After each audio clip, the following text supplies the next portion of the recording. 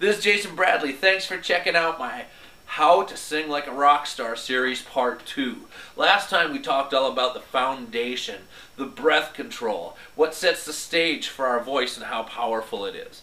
So once we've mastered that, and we feel like we're filling our stomach with air, right, when that diaphragm drops, and we feel like we're pushing out and supporting our lungs, when we push the air then out of our mouth, we need to go on to the next step. What happens when that air comes out of our mouth? It's all about tone. That's you sounding like you. That's your voice. That's your signature. That's the essence of who you are as a singer. All right? So, with tone, men, you have two voices. You have what's called a chest voice, and you have what's called a head voice. Okay? Your head voice is what gives you the ability to sing falsetto. Okay? And unless you're in a 1980s hair band, you might not be using a lot of falsetto, right?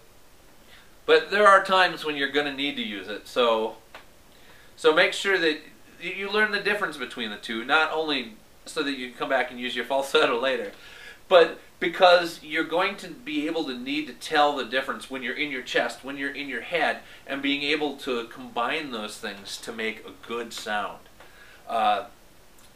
To sing in your chest voice, now women, you're going to be able to take notes here as well, because even though you don't have that falsetto, you still can have a tendency to be in either your head or your chest, and it's really the combination of those two things. It's the technique we're looking for here.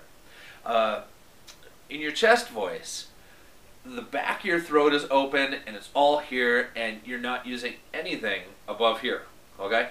So it sounds kind of like you're yawning and maybe you're tired. So if you just try that, you of course first take a good breath, and then you open up the back of your throat and it sounds a lot like this. So if I was to sing my song Sometimes, and sing that with just my chest voice, here's what it would sound like.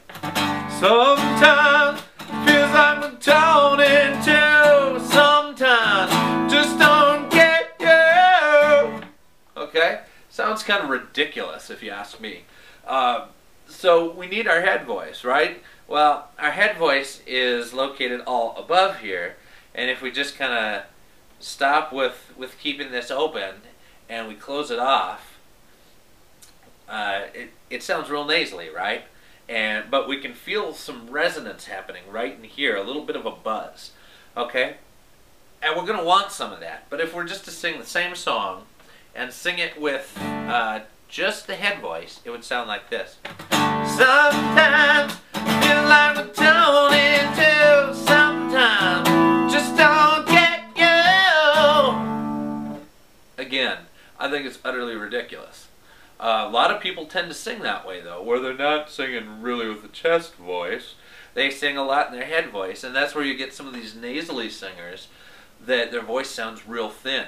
And instead, it's the combination of the two. It's keeping the back of the throat open, and it's keeping this resonance happening in your head voice, where you combine the two, and it sounds more full, and you can feel it here, you can feel it here.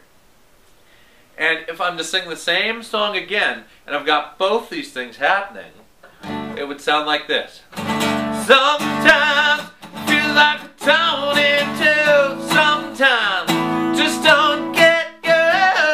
Sometimes feels like I'm bound into, sometimes just don't get you.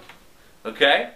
So, you can tell that that sounds full, but yet it doesn't sound dull. And so that's the combining of those two things. So as you want to practice this, practice just your chest voice alone and not having anything happening up here, and it's all down here with the throat open.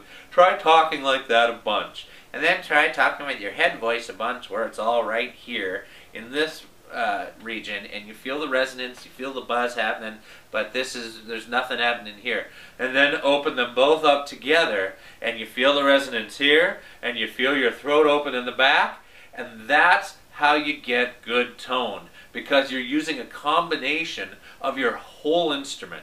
It would be like on guitar, if I only ever used these notes, and I never, use the high notes. You see, I've got this whole range of lows and highs and mids that combine to make this full spectrum of sound. Where here, it's just a lot of lows, low mids, okay? And so we're using really half of our instrument. Same thing with the voice. We want to use the full instrument. We use the chest, we use the head together.